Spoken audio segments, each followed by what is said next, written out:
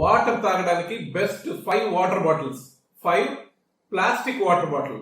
ఇదేమంటే దీంట్లో nano plastics ఉంటాయి, ఒక రకమైన టేస్ట్ ఉంటుంది. కాకపోతే దేశంలో ఎక్కడ పోయినా 10 రూపాయలకు దొరుకుతుంది. దీని నెగిటివ్ ఎఫెక్ట్స్ డీటెయిల్స్ అన్ని లాంగ్ వీడియోలో చేసుకుందాం. 4 కాపర్ వాటర్ బాటిల్. దీన్ని ఏదో నెంబర్ 1 లో పెడతాను అనుకున్నారు కదా.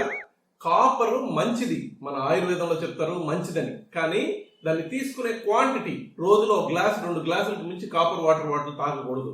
3 స్టీల్.